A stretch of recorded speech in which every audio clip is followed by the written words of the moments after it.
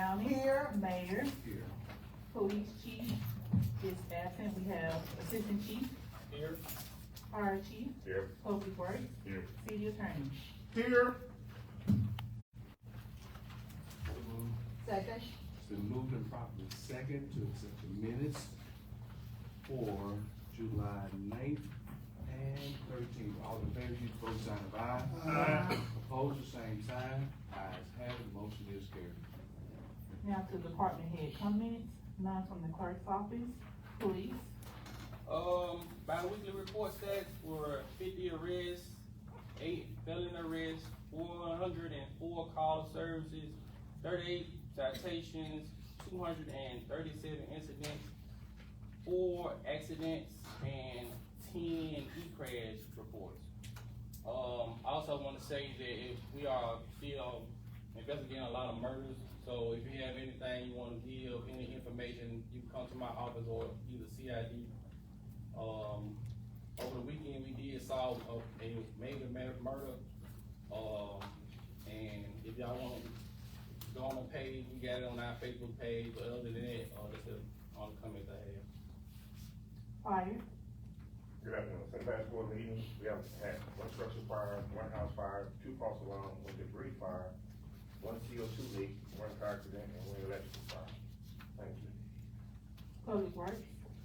The mayor, commissioners, and citizens, 25 inspections, 4 citations, 18 warnings, 2 demo properties, 416 Mississippi, 1 on 40 Devon Street, 1 court appearance, grass cutting, spraying, placing barricades, porta potties at the Blues Fest was successful. Trimmed 3 trees on 16th Street, place cover at Medical Drive, completed switch to occupancy, completed leadership class in Jackson at the MDOT office. Personnel and grant writing. So from the personnel side, I do want to remind everyone that we are currently accepting, as always, applications through the WIN Job Center for police and fire. There are a few open positions in the Public Works Department as well, including laborer and truck driver. Since last we met for the grant side, I have 8 grants that are currently in progress in terms of writing. One is the Witness Project through the Mississippi Humanities Council, the Energy Efficiency and Conservation Grant Program through MDA, Mississippi Main Street Revitalization also through MDA, Lead Hazard Reduction through HUD, Healthy Homes through HUD, a COPS Micro Grant through DOJ, the Edward Byrne JAG Grant through DOJ, and the Community Heritage Grant through MDAH.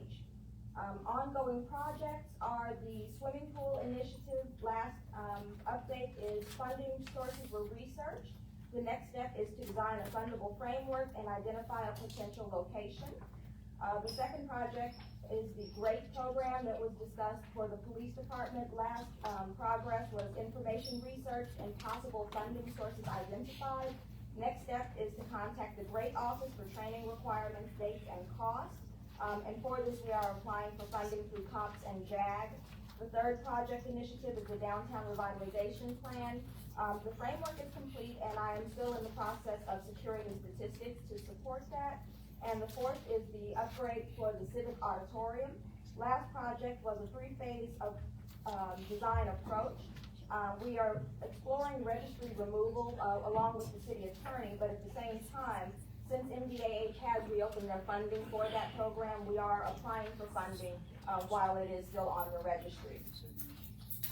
Previous grants that were submitted was FEMA AFG for SCBAs and cylinders. Through the National Park Service, we applied for civil rights grant money to highlight stories of civil rights leaders in Clarksdale. We also applied for a CDBG Public Facilities Grant for the City Hall elevator through MDA. I've applied for some disaster response money from FEMA and MEMA. I applied to Mississippi Homeland Security Department for a drug task force and to the National League of Cities for a business incubator. I just wanted to also state that a significant portion of my work has been focused on moving Clarksdale from a reactive grant posture, which is looking for funding after a need arises, to a grant-ready posture in which the city finances, audits, documentation, project planning, priorities, and technical studies as well as relationships with funding agencies are being addressed in advance.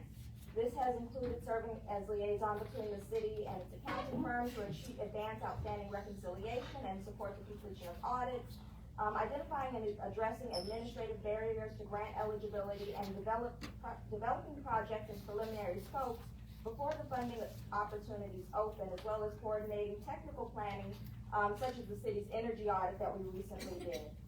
Thank you. Ms. Gibson, I have a question for you in reference to the FEMA funds. Yes. I noticed after doing some research that our city was rejected for receiving those funds.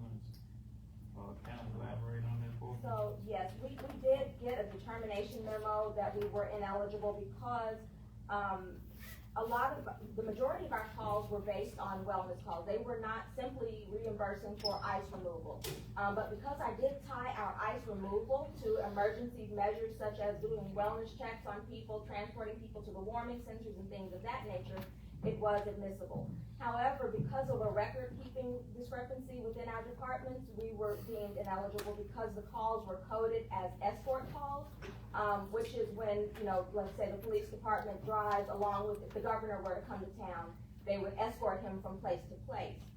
So because those calls were incorrectly coded as escorts as opposed to actual welfare checks, that was disqualified. I have appealed. I do not yet know the status of that appeal. They are not required to go back and reverse that because from their standpoint, it looks as though these were escort calls that we are just now trying to reframe. But that does, of course, highlight the importance of ensuring that our records are accurate. Okay, so just going forward, can we get with our department heads to make sure that they're properly documenting these things and that they're accurate so that we won't miss opportunities like that to receive funding? Yes, sir. Okay, thank you. Thank you, sir. City Attorney. Good afternoon. We do have a planning commission meeting, tomorrow at 3 o'clock at 115, First Street, at the Board of Supervisors room. And also, working with Public Works, you have 6, property hearings today, and you will have 6 at the next meeting as well. Commissioner comments, Ward 1, No comments at this time. Ward 2, No comments this time. Ward 3, My comments for today, I just want to address citizens at this time.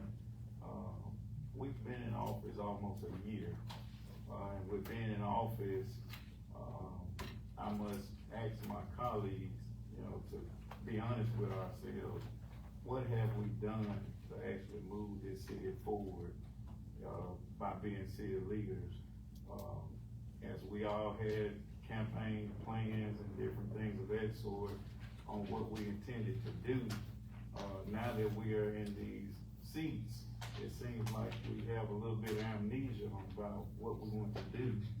So with that being said, we still have citizens, we're still lacking job opportunities, competitive job opportunities for our citizens to be able to, take care of their families. We still lack at new home development projects, giving our citizens an opportunity to become homeowners and not renters.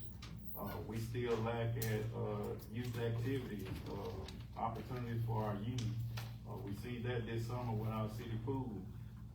We noticed that the pool, we couldn't get it open, but we still sat here as city leaders and didn't come up with something and try to work hard to be able to implement something. Instead, we let the kids fall by the wayside. All of us on this council stated during campaigning that we all wanted to pursue a grocery store to be able to add to our community. That has yet not been mentioned, not in executive session, not in open session, not amongst each other. We need to be able to proactively pursue these things. And I just have to be honest, some of our colleagues, they state that they want to move the city forward, but the actions don't match their words. It seems like they have a case of amnesia when it comes time to doing the right thing. And my thing of it is, we were all voted up here to do the right thing, and that's to serve the community. So with that being said, we have a community that is poverty stricken. Most of our citizens that live here, you know, I've had a conversation with a few of them, and some of them feel that they're trapped, that they're stuck, they're deadlocked. They can't, you know, go anywhere else because cost of living is high. But us as city leaders, we need to be able to set the standard and try to go out and pursue businesses to be able to attract them to this community. We can't just sit here and collect a paycheck and act as if, well, we're gonna go in the boardroom and just vote yes, and when your constituents call you, you don't answer your phone. And I get numerous of phone calls from other constituents that's not even in my area to go and do work in their area. But we yet got commissioners that sits on this council come in a meeting and say they don't have no comment. How is that possible? You don't have no comment. We meet twice a month, and twice a month you got commissioners sitting up here don't have any comments. You ought to speak up for your constituents. Stand up and show some integrity. Because some of the council members that I sit with, your integrity is questionable. And we can't sit up here and continue to say, well, this is the way we've always done it. Because the way we've always done it is the reason why this city is crumbling at our feet. We can't stop thinking outside of the box. We have to think outside the box at this point. Businesses are closing. Image is about to get ready to close in a few weeks. But these are things that citizens don't know. That's just like citizens don't know that, yes, Image Industry sits in the city of Clarksdale, but we don't own it. We don't own that business. But we gotta get out of the mindset of this is the way we've always done it, and we need to focus on and put efforts into what needs to be done. And with that being said, it's just saddening to sit up here amongst, sometimes I get disgusted coming in here, knowing that we have individuals that are not fighting for our constituents. But I yield. That's another topic for me today. Ward 4. Ida B. Wells said, the way to right wrongs is to turn the light of truth upon them. Each meeting, I sincerely ask God to fill me with the wisdom, with the knowledge, and the understanding so that I may make the right decisions and walk according to his will. I would like to truly shout out to the many citizens in Ward 4 who are diligently working to keep their properties clean, and they are taking pride in our ward. And I thank you so much. One such property that I identified that needed cleaning is located on Sassy Street in Ritchie. The property grown up and an eyesore for the city and for the citizens in the area. Well, as we sometimes do, we hire someone to help. They cut the trees and cleaned up the property, and I asked for the limbs and the derbies to be picked up. Mr. Lane called the person who assisted with the cleanup and told him that the trash would not be picked up. Another one of the helpers stated that Mr. Walker said that the mayor had sent him over to investigate the incident. Garbage is everywhere in our city. Some of the same type of garbage has been picked up on Ritchie and 6th Street, 2315 8th Street, Prince and 5th Street, and lots of other areas. I know because I ride my ward at least 2 to 3 times a week. I take notes and I submit a to-do list on a weekly basis, the things that need to be done. On Saturday, as I was supporting the Ashton Festive, a kaboom truck rolled up and picked up all the trash over on Ashton Street, while the trash that needed to be picked up in other areas was not even picked up.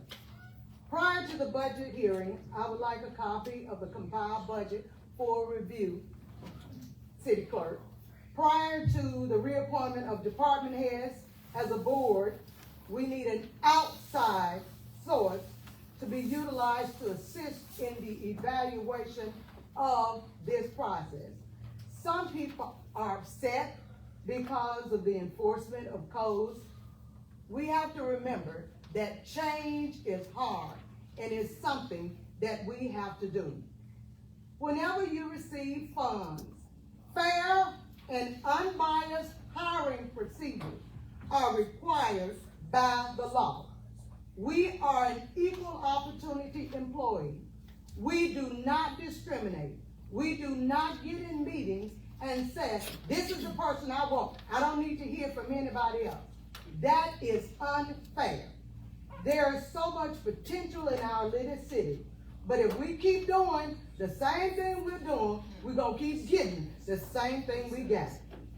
In the long run, we need to pursue collaboration with churches and a 501c3 for 2 projects, an emergency housing location, 1 to 2 bedrooms for 30 to 60 to 90 days for people in need, those who have been burnt out, or those that have battered wives or battered husbands, or any emergency homeless.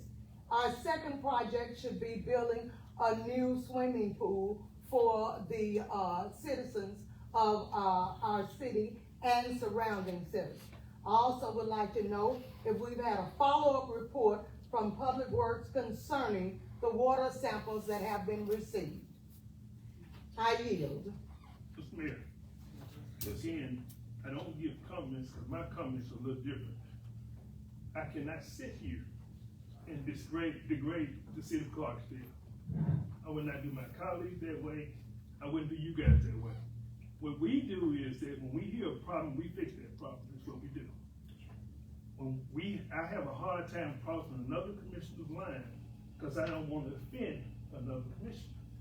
So what I do here, rather than give a comment, you give me a problem, you call me, I fix that problem. You know why the city of Clarksdale is dirty? The city, one of the most dirty cities in Mississippi? Because we say it. Because the community, the commissioner, we continue to say our community is dirty. We need everybody's help. I got plenty of comments, but anything that degrades Clarksdale on film to the world, we cannot do that. Let's work together and fix it. Jim, I commend you for not giving a comment. You know, we disagree on a lot of things, you know that. But I commend you for not getting into the dirt and airing out dirt out to the public. If there's a problem, call us. If there's a problem, go see the mayor, go see the department head. Let's fix it. Whenever there's a problem, let's fix it. We could not air our dirty laundry out to the world. We cannot do it. I'm begging my constituents, my fellow commissioners, let's fix the problem. Let's work with our department heads who we have until we change. Let's work with it. Let's compliment them when they do something well. Let's talk to them when they do something wrong that we don't like. We have to work together. That's why I don't speak, because I do not want to get involved in the dirty talk about my city that I live in. Let's fix it. Let's work on fixing it. Let's go to the mayor. Let's stay in the mayor's office and let's fix it. Thank you. Thank you, Commissioner. Wise words, sir. They make clotheslines for the backyard to hang your laundry back there, not out in public, everybody up front. Well spoken, sir. Thank Thank you. Also, at this time, my comments are brief. We are working with Clarksdale Public Utility. We compiled a list. We had individuals to report to us online, and we had individuals to come into the mayor's office. We'll compile that list and we turned it over to Clarksdale Public Utility for investigation and their review with the brown water situation. Thank you. Next community comments, Mr. Chris Mullins. Community comments are 3 minutes. Yes, sir. Thank you for the opportunity to speak today. Until yesterday, I'll just project, thank you. Until yesterday, I was the advertising manager and staff reporter at the Clarksdale Press Register. I left my position so that I may be able to speak today because I have concerns about censorship. I pursued multiple stories about concerning developments that failed to be published. there were many efforts to ensure that my stories did not see the light of day. I experienced intimidation and manipulation that silenced me. I felt that if I remained silent to ensure my paycheck, that I would have become part of the fabric of censorship. I felt necessary to leave my position and speak out. I'll be happy to go into further detail, but for the sake of time, I will detail the unpublished stories. Firstly, real estate developer Wisebuild, who has spent over $11 million on approximately 200 plus properties and has been evicting tenants in vulnerable financial positions. I began investigating Wisebuild when they purchased an apartment building downtown. I met the owner, Shiva Adireddy, and I suspected that he was connected to Guru Sri Madhusudan Sai, leader of the Divine Will Foundation, who donated $1 million to our hospital, opened a free healthcare clinic here in Clarksdale, among other developments.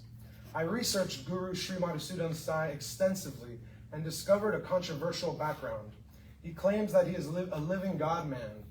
Many of his devotees worship him as a god. He has been accused of representing this spiritual legacy fraudulently. The foundation exhibits restrictive control and telltale signs that have made them the subject of accusations that they are a cult. Financial donations and contributions to our healthcare infrastructure are significant. However, in healthcare, trust is of the utmost importance. The people who represent the Divine Will Foundation here in Clarksdale have been unwilling to offer transparency, and many questions remain. Trust is earned through transparency and through the constant telling of truths. I do not believe that Guru Sri Madhusudan Sai exhibits these qualities. There are many healthcare workers in Clarksdale who currently distrust this organization. Shiva Adireddy, the owner of Wisebuild, admitted to following the teachings of Guru Madhusudan, but claimed that there was no financial connection between these two projects. I find this hard to believe. The scope of Shiva's project is suspicious in terms of a private citizen taking on a multi-million-dollar risk. I'm not sure of the sustainability of this project. I attempted to interview Mr. Livingston about these intersecting developments, but he refused to answer my questions. He has done many things that I find unethical in order to control the media. Throughout my investigation, I uncovered multiple lies, inconsistencies, and conflicts of interest. I also pursued a story about the Chamber of Commerce's financing, including Mr. Livingston's $264,000 salary. In 2025, that is more than 50% of the annual revenue. I understand that the Chamber is a private entity. However, they are funded in part by contributions from this city and county, $100,000 each, if I understand correctly. My investigation leads me to believe that no one is voting to determine John's salary. I find this problematic. I think the Commission should reconsider offering the Chamber funding if they're unwilling to provide transparency about how they decide to allocate their money. I'm speaking today in part to protect myself from continued intimidation. I felt the need to put up cameras at my home, seek legal defense, take a financial hit by leaving my position, among other security measures. I'm hoping that transparency and accountability may protect me as well. I have become invested in the well-being of this community. However, you, the commissioners, represent the citizens of this community. I bring to you these grievances, hoping that you will ask the questions necessary to determine if these developments pose risk to our community. The benefits of to the community have been reported, but the risks have not been assessed. When I attempted to address them, I was met with opposition. Perhaps the leaders of this community will have more success than I did investigating. Again, I would be happy to discuss these issues. This is a complex story summarized. I hope that we may have a discourse. Thank you sincerely for the opportunity to come before you today. Thank you.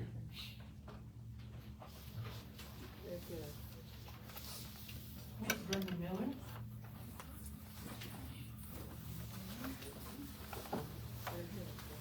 Good afternoon.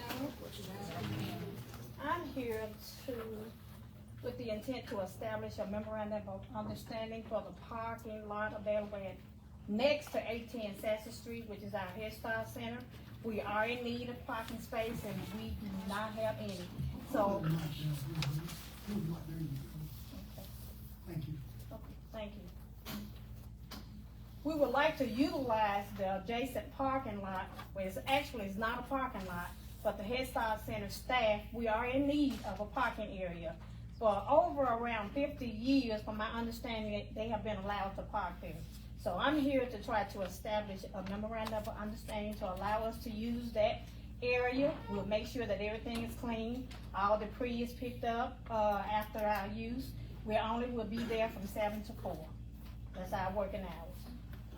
And we are in need, we have no other way, and to avoid, any safety or health concerns, they cannot park on the side of the road because cars are consistently passing. So therefore, we would need access to the park, to that area. Mr. Miller, what is the proper recommendation that we can assist Head Start services? I am not familiar with the area, however, if a parking lot already exists and it's owned by the city, then you don't need necessarily an MOU. You can vote to allow, to instruct the police to allow, members of the Head Start to park there. Is it a restricted area already, or? It's Sassy Park. It's the park. It's the It's Sassy the Park. park? Yeah. Yes. Okay. Sassy Park. Can I get a motion? So move. Madam Secretary? Second. Moving properly, second, all in favor? Aye. Said motion is carried. And so, Thank you. so what will happen is, if the police have a question about who's parked there, they Miller, will, you could meet with they them. will be able to. Okay, thank you. Yes. All right, Next. thank you. Next, Ms. Deborah Brown, Regal Jones Taylor, and Josephine Ryan.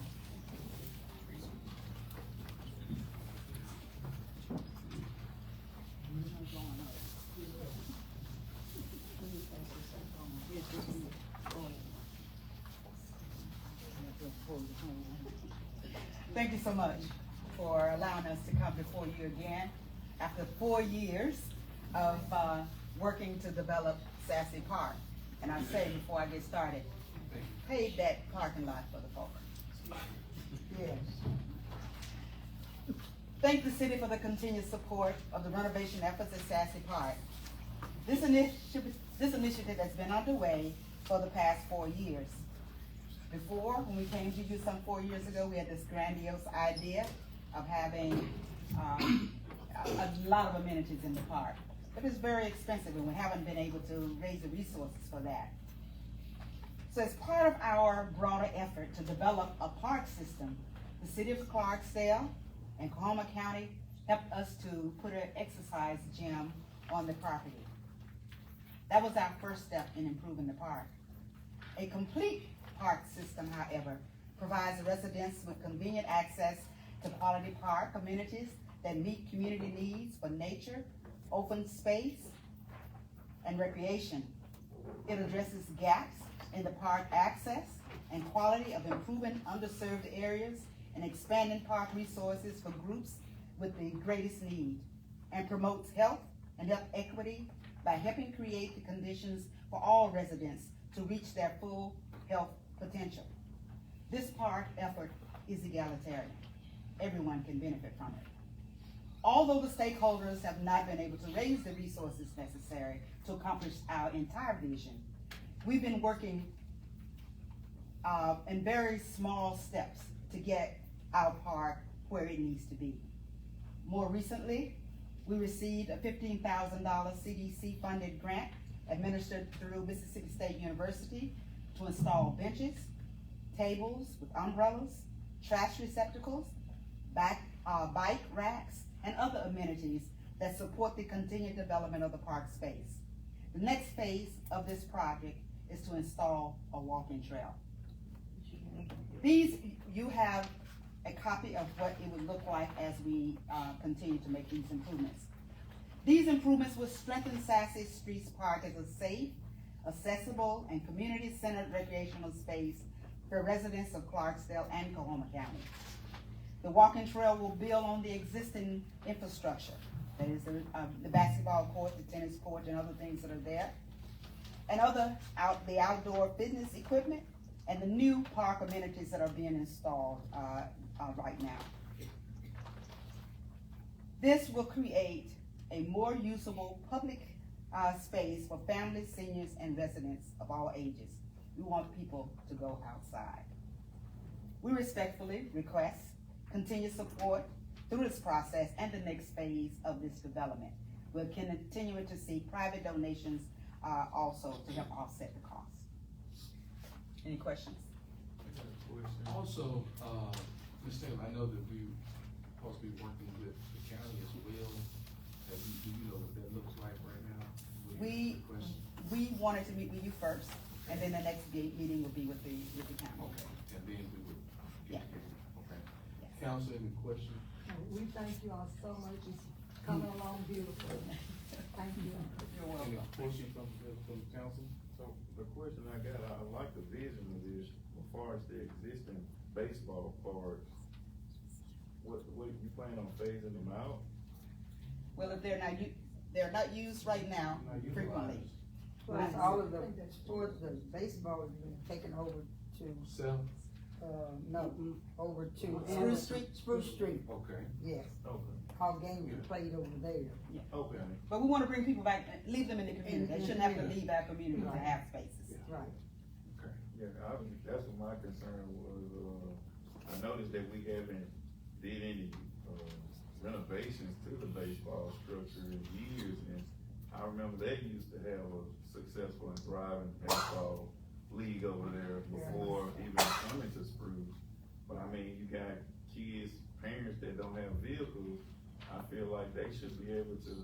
But they don't. And haven't I for years. understand, but I like the We're vision, working on it. but, that's what I'm concerned that I had, but I like this plan though. I appreciate what you all are doing.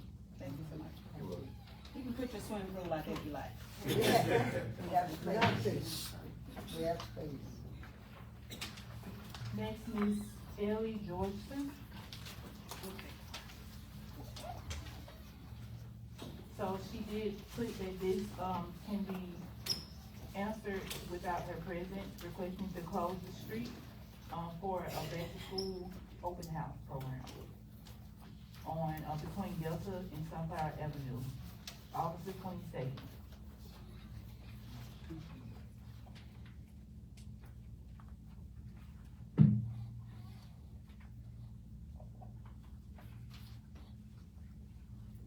Do we need a motion? Yes. So moved. Have a second? Second. Moving properly second, all in favor, use vote sign of aye. Aye. Ayes have, the motion is carried. Should do the police department, public works. Yes. Okay. The next item is a carryover, Miss Jessie Mae Hemphill, she did appear at the end of last year, requesting some sponsorship for the festival on September the 26th. I'm here. Oh, okay, she's here today. Yes, ma'am. How y'all doing today, Mayor and the board members? Well, I'm back, y'all, back from Brazil, and I won again. Thank y'all so much. I was on the capital of Brazil, and I I did 12 shows over there, and I can say I'm a unity person, so I don't believe in the black and white thing. So I'm a unity person. I came in unity, peace, and love in Brazil. I am the first unity person to sing in Brazil from the United States. And I represent the Women's and Blues for Mississippi, and I won again, me and Miss Arella. I take the Jackson, Marshall, Kahoma, Walls, Mississippi, Greenville, LaFleur County, Yellowbush, Tallahatchie County. So I won again. I'll be back there again for November, December. And I was coming here to see can I get sponsorship, and I want to thank y'all for letting me leave that day because I would miss my flight, and I'm just asking for sponsorship for the Jessie Mae Festival. Madam Clerk, Yes, sir. are we able? How much are you? Whatever the board accepts to receive. It's up to y'all. We do have a advertising budget. What's the deadline for this, ma'am? To September 25th. September 25th, cause my festival's on the 26th. What did we give last year? 1,000 last year. Madam Clerk, how much do we have for an advertising budget now? Well, We also.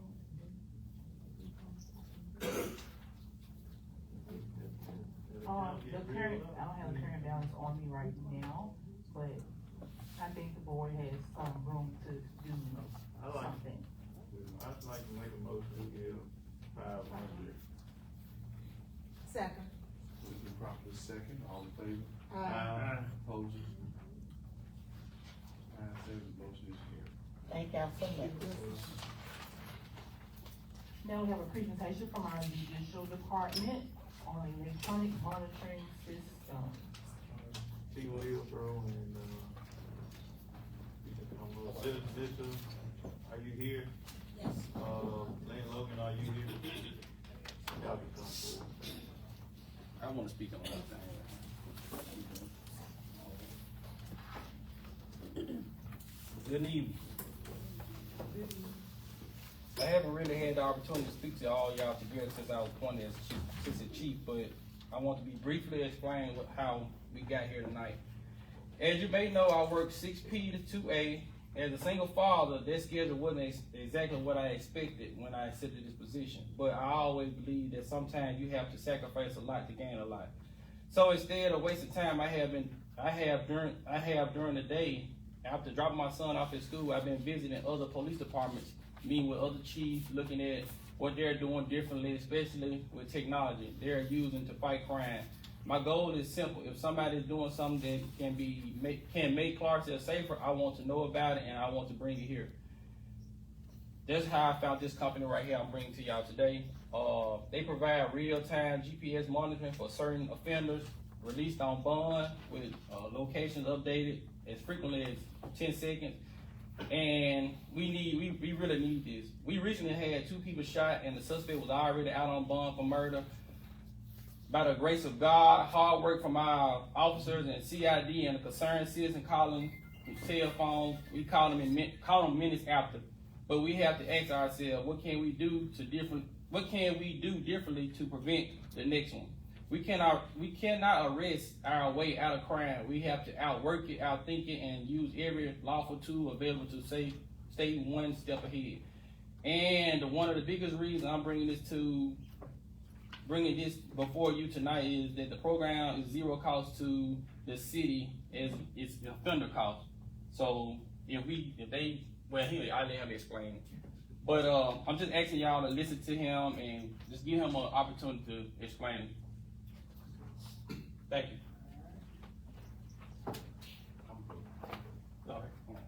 Yeah, essentially, you would find we're providing services in other communities across Mississippi in the southeast, but you are using an electronic device to track, an ankle bracelet to track the defendant. Our unit is quite unique. It's not what you typically see. It's not your DOC-based rubber strap type unit. It's a very high-tech Swiss-made unit, very lightweight, very user-friendly for the person wearing it, very long battery life. So it's a very advanced device, but coming at a very reasonable cost. And then, versus having somebody in detention when the city, the county are trying to, limit the number of people they have in detention unnecessarily, or people who are in detention due to a financial situation where they can't get out because the bond can't be reduced without some sort of other stipulation. This would give you those options and flexibility to achieve those goals, reduce your incarceration rate with accountability. So our devices would report directly to law enforcement. We can provide that notification on whatever may be happening on that unit to limit the person's mobility, to limit the things that they're able to get to as far as location, and keep them away or keep them in places that you need them kept, and have full visibility, full system access for law enforcement. Unlike many companies, we want and embrace law enforcement having full access to every bit of data in the system. So in a nutshell, that's what we're talking about.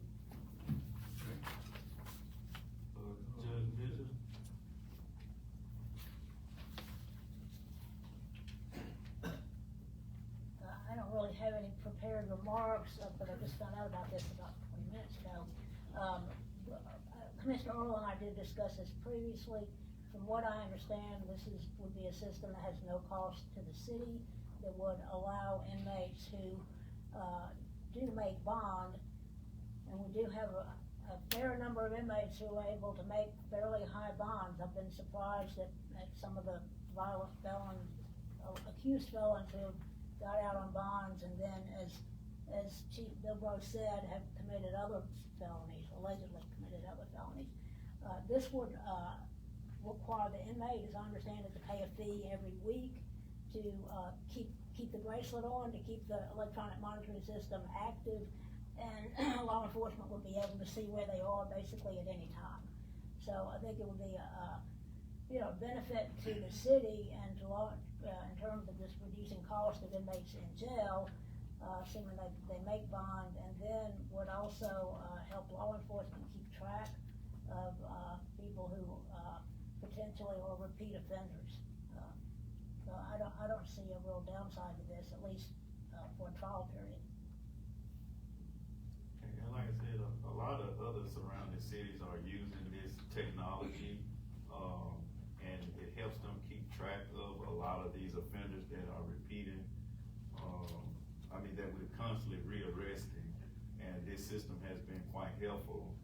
If you have a shooting in a particular area, and Judge Mitchell has granted this person bond, and as a part of their bond condition that they're required to submit to electronic monitoring, if that person, is in the area, law enforcement can pull up that GPS tracking and exactly pinpoint what time where that person was in that particular area. And it's been a success for a lot of different agencies.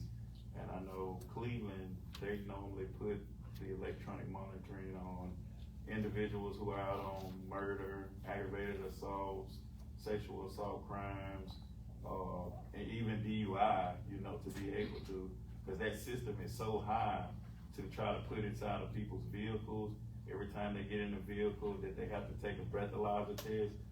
That's a huge cost to the city to be able to implement that device for an individual who is found guilty of DUI. So at that point in time, they're able to keep up and see if that person is driving a vehicle or things of that sort. And like I said, we're coming into budget season again. And like I said, every inmate that we house in the county jail, we have to pay to house them and feed them. With this new tool, we're able to allow the person to make bond, because bonds are not set to keep people in jail. It's just to ensure that they come back to court. But with saying that, I think that the city should be receptive to this new tool to be able to combat crime in our community, along with other things that we have, in the bush, as far as trying to even reactivate Crime Stoppers. This will help add, to the police department. I think it could reduce the cost of the city of keeping inmates in jail, because the inmate is the one, or the defendant is the one paying the cost, and the city avoids the $25 a night or whatever it is for them to be in jail. We do have an amazing number of repeat offenders, and I think it could help. When I see someone who's had 3, violent crimes, I'm gonna, frankly set a higher bond, and that keeps them, supposedly will keep them in jail. Or somebody who just never shows up for court. We have a lot of that. This kind of thing would be really helpful in tracking people who don't show up in court. And we have a lot of that. So I think for those 2 reasons, it could be helpful, at least, like I said, on a trial basis at no cost to the city. Thank you, Judge. Commissioner, I think that was a great idea that you brought here. Let me ask you a question. What cost does the inmate pay? What is that cost? Typically $10 a day. Oh, great. Excuse me, sir, can you please state your name and the company you represent? Van Hopkins, A2I. Van. Yeah. Thank you. I'd like to make a motion that we allow the police department to implement this along with our court department, implementing this new resource. No other questions, good? Everything, right? It was quick motion for me. Me, I thought we would let the police, take a better look at it, Yes. more in depth, and then table it. Yeah, but, you know, table it, you know, even let, Chief Ramirez, you know, let everybody look at it, so that we can get, you know, be fair and have everybody involved in the process. Have a motion. Make a motion to table it. So move. Move to properly second. All in favor? Aye. Opposed? Ayes have it, motion is carried. Mr. Mayor, we gonna get it. Next is Ms. Michelle Fontaine. I have an update on the Crime Stoppers. Chris gave me a deadline. Today I had a conference call with Lori, and I don't have her last name. She is with the Mississippi Gulf Coast Crime Stoppers, and Suzanne that was here that met with all of us. I'll just give you where we stand right now. The way it would work, we would need a coordinator. They suggest someone that is possibly retired law enforcement for handling tips. The main thing that they stress, the importance of, this is a civilian board. It is our own entity. It is not to be controlled by the city council nor the city police department. Now, law enforcement nor the city board can pick the board members because that is an extreme conflict of interest. They can serve on, you know, come and be advisory position. But my suggestion is Ron Earl, who, you know, was on the board, I was on the board, what they're saying is the board members that we had, and I've gotta get Ron to help me find a couple more, we will start searching for board members, but I would like all of y'all's feedback, because y'all know more people than I do, suggestions, and I will email y'all suggestions on who you might wanna consider us to put on the board, cause we do need your feedback, in my opinion. We need to have diversity, she mentioned that. The board is the voting members, but, you know, we had a lot of people came that voiced their concerns about the crime, and they would like to be involved. Anybody can come to the board meetings. Anybody can come. If we have people that are on the board, but we have other people that were not chosen to be on the board, but they wanna get involved, they can be committee members. We can assign them to, you know, get committees. But it's just gonna be a work in progress. The board would consist of a president, vice president, treasurer, and secretary. All of this will have to be decided once we get the board as to how many board members we would have. I personally think 15, but that's just me, and I'm one person. Background checks, they said yes, we would do background checks, but the background checks should not be run by our local police department. They should be run by an outside agency. They said we need qualified individuals serving on the board. I talked to Mr. Earl, and that'd be something I could talk to y'all about also. We need to decide when they do the background check, what's gonna kick them out. You know, he suggested, which is good, a felony conviction would disqualify him. But that's something that would need to be addressed and voted on by the board too. So pretty much, the first step was to talk to y'all today, tell you about our meeting today. Second step, I'm gonna get with Ron Earl. We're gonna look through the minutes, try to find what other board members that we had at the time. That board will get together and we will meet, come up with possible candidates for the board, and then invite those people in to discuss everything with them, make sure that they would like to do that. And then once the board members are chosen, that board will meet and decide on who officers would be. And Suzanne said, you know, she's willing to help us in any way. There is a workshop, October 14th through 16th, that's on the coast. Of course, there's an annual training conference fee of $200 plus the hotel fees. And Suzanne wants to talk about it. I'm gonna talk to Ron about it, which I would love to go, but we're gonna have to get this in effect first because somebody's gotta pay for it. And although I do have funds, I can't spend those funds without a board that says, okay, y'all can go. So that's pretty much where we are, getting with Ron, finding out who the other board members were, but I don't know what the best way to do it with y'all is, if it's sending y'all emails, but I do want y'all. Those referrals. Do what? When would you like those referrals by email? When would you like those? I'd say a week. But I just, y'all need to tell us people. They did say an accountant, we need an accountant, probably need an attorney if we can find an attorney that might serve on it too. But it can't be law enforcement or anybody that's on city board or anything like that. So y'all have any questions? That's all I know right now. We can recommend, but we can't sit on the board.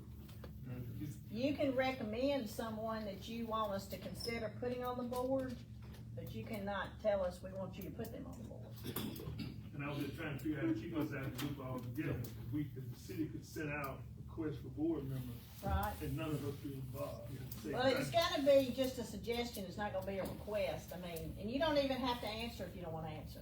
It's just, I don't want somebody to come back later and say, how did y'all choose those people, I'm interested, so I've gotta get something, I might put it on some of the social media sites too, we need to know, and we have a list of people that were here last time, and were interested. I like that, it keeps us totally opposite, we Right. didn't have any involved in it. That's Right. Cause you mentioned it earlier. Yeah, she stressed that. So Chris can't help with the advertisement? That's just getting the word out. Yeah, not necessarily saying that we wanna have involvement in, but to kinda get him to advertise it for more publicity. But I just wouldn't, I see where you're going with that, because they don't want a conflict of interest, but also if anybody has someone that they just say, I think they would be good on the board, that's good to know.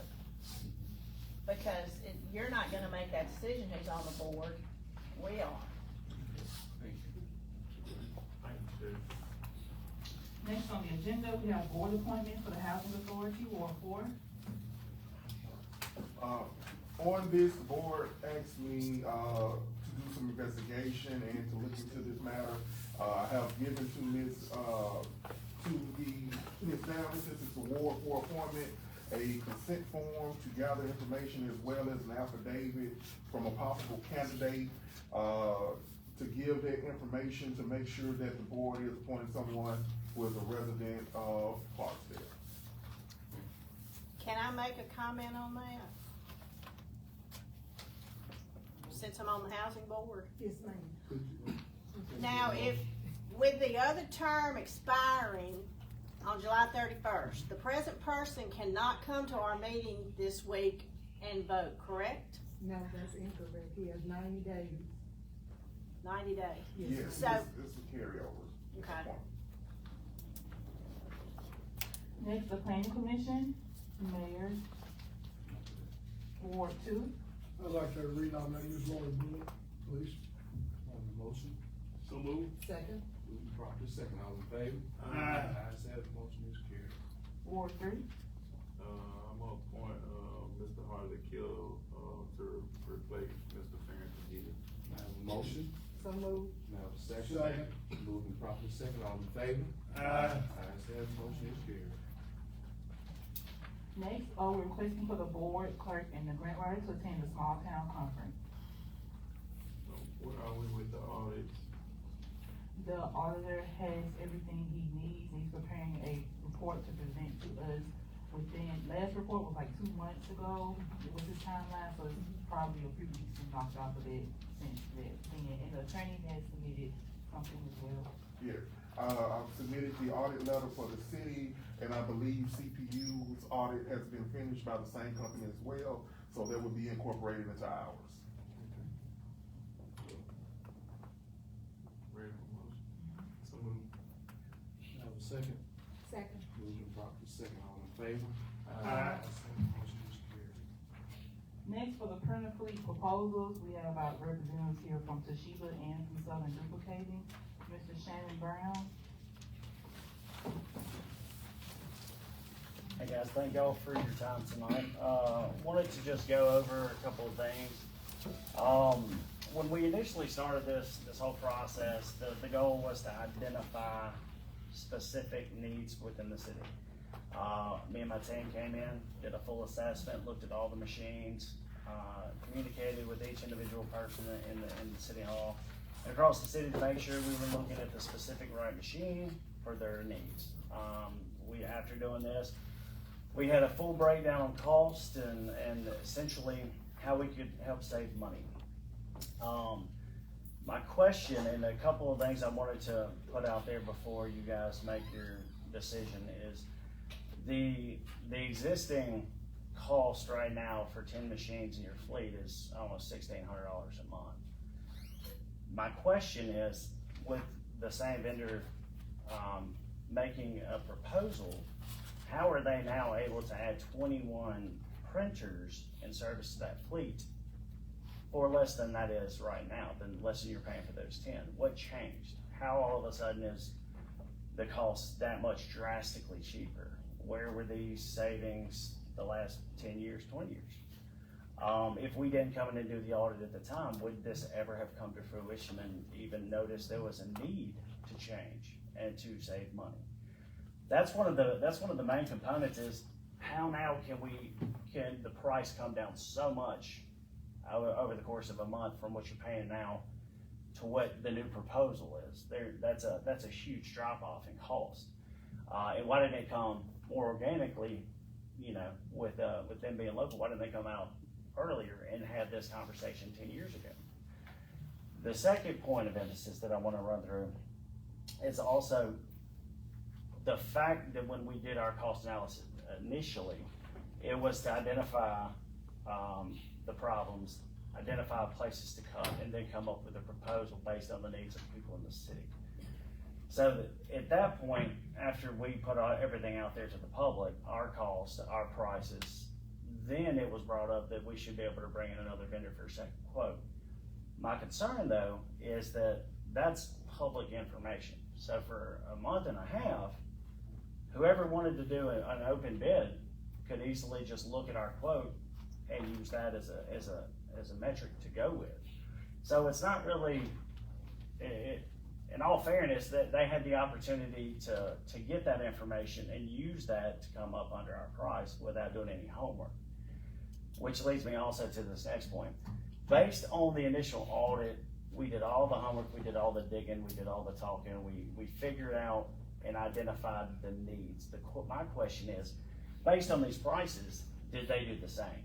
Did they do a cost analysis? Do they know what machine needs to go where? Did they speak with the people in these offices? And if that's the case, again, did they do a walkthrough? Does anybody know they did a walkthrough and address these? No, they did not.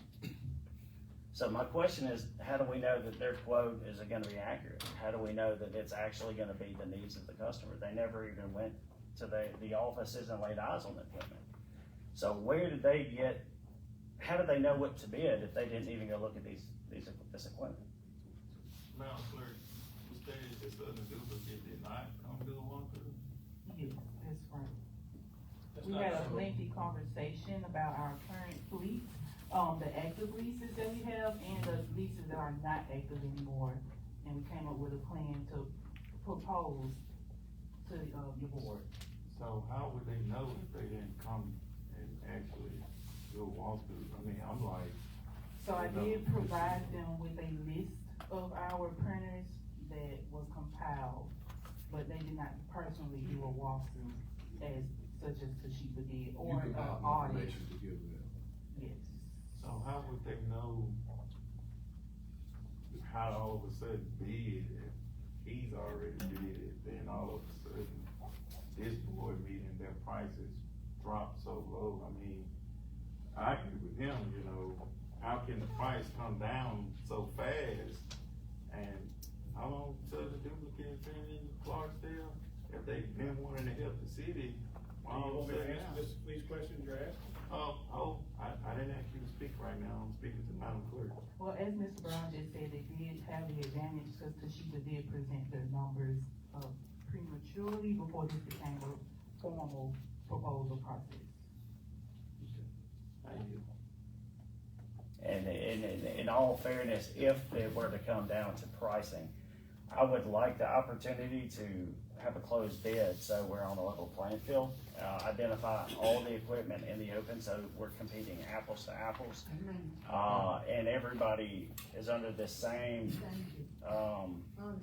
playing field there, because like I said, there's so many things can go wrong if the move is made one way without the due diligence. There's no telling how that may fall out. And I just think in the betterment of everybody, I think that pausing, reassessing, and doing just a full bid across the board, closed bid, would be the fair thing to do, in my opinion. Mr. Cook, I have a question. We own these printers, correct? We own the desk printers, yes. Okay, and all of them are not bad, are they? Not all. Wondering why we bulk bidding the thing then? Because our expenses are growing for the maintenance of each individual machine and purchasing toner. But is the expense of the operating machine gonna be more than buying a brand new one? I'm sorry, I didn't understand. What's the question? What, you say some machines are not broken, what the expense of toner, so it can't cost more than a machine costs? Yeah, it's actually, the toner is way more than the actual cost of the machine. I think we can get an individual estimate for that then. Yes, and I did provide Toshiba with our, paid invoices amount estimate that we spent on maintenance over the past year, 3 months or so. Plus, we got a local company versus one from out of town. I mean, that doesn't matter. I mean, we talking matters about to me. saving taxpayers dollars. We're not, we don't want to get into, it's about what's best for the city. Yeah, they may be a local company, but it's what's best for the city. And if we can get it at a cheaper rate, that makes sense. I think we're looking at right now, based on what I saw, there were equal bids, right? So whenever there's an equal bid, and I like what you said about closed bid, that's perfect. Yeah. Okay, but when I look at 2 bids that are the same, you always wanna go local. Amen. You always wanna go, when the 2 bids are the same, and based on what I saw, the 2 bids were the same. Now, we did an assessment of what happens, and I used to work for Xerox, by the way. So when I look at Xerox, they come in and they try to move a bunch of individual machines because people are in the same setting to save costs. So I think if the mayor and you could come together and say what machines are there and tell them what you want based on, because if I got 10 individual machines in one office and a big copier sitting there, what am I doing? Get up, go get the copy. So I think you're right, closed bid. I would agree that we do a closed bid and decide what works for the city. We got to be honest. Thank you. So we'll carry this matter over. Yes. Make a motion to table it. Now, second. Second. Move the property second, all in favor? Motion is carried. Next do we wanna hear from Mr. Steen, cause he is here? I'd like to hear. Would you like to speak, Mr. Steen? I'd like to answer a couple questions.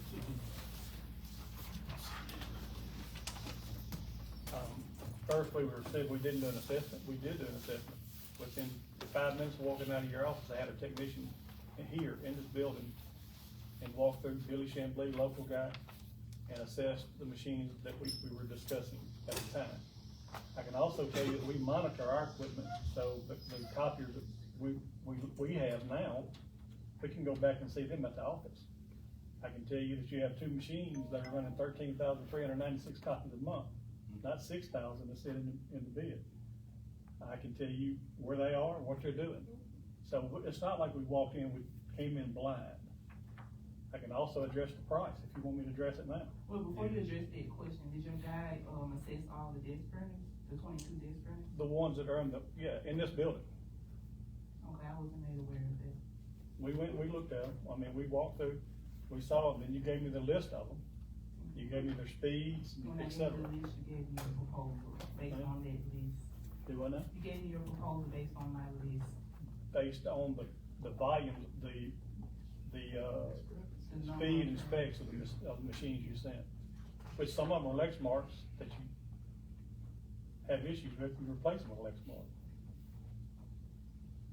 So, Madam Clerk, correct me if I'm wrong, cause it seems to be some discrepancies. Did he or did he not come in and do an assessment? A full assessment. I spoke with Mr. Steen himself in my office. Anyone he sent did not come to see me, so I can't attest to that. No, cause I saw what was in your office. But either way, we did an assessment. I can address the price if you want me to. Yes, go ahead. Mississippi State contract for our brand, Kyocera, was almost cut in half this year, May the 1st. These prices reflect that. We also went to Kyocera and asked for special pricing for the city of Clarksdale, which we got, special pricing. So that's reflected in the price.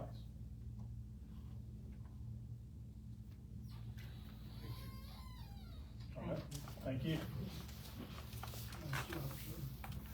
Next on the agenda, we'd like to acknowledge the renewal rates received for principal insurance and accept them. They did not change at all, no increase, it stays the same. We just acknowledging the receipt. Yes. I have a motion. So moved. I have a second. Moving properly, second, all in favor? Aye. Ayes have it, motion is carried. Next, for the medical insurance, previously, we did vote to approve the Blue Cross with, Blue City Marketing Group, but that was prematurely to the, date of the proposal that was due. So we'd like to rescind that vote and then acknowledge the proposal received, and, is that right? There were two proposals received from, the same marketing group and Shield Benefits Management Group. So we need a motion to rescind. Yes. Motion to rescind. May I have a second on the rescind? May I have a second? Second. Moving properly, second, all in favor? Aye. Ayes have it, motion is carried. So now we'd like to acknowledge the proposal received from marketing group, with Homer Braylock and Blue Cross, and the Shield Benefits, and per the recommendation of my, payroll clerk who works with these insurance companies, she said, Homer with Blue Cross is the best option. So we'll just acknowledge and accept Blue Cross.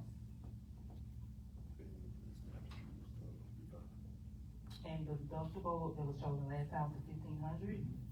And So moved to acknowledge the proposal received for the city's insurance coverage and accept the lowest best bids and to make the deductible $1,500.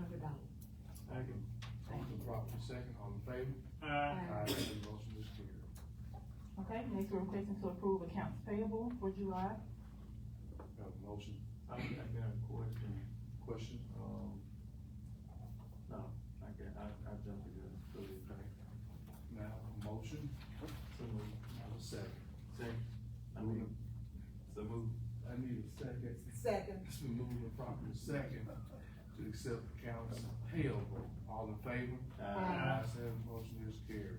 Requesting to reimburse the incidental expense account for July. So move. Now, a second.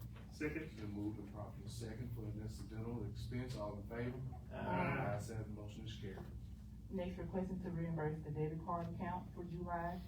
So And I would moved. also like to note that this is with the exception of one item on that debit card account for $121. So once we get that reconciled, we'll add it to the, next debit card reimbursement.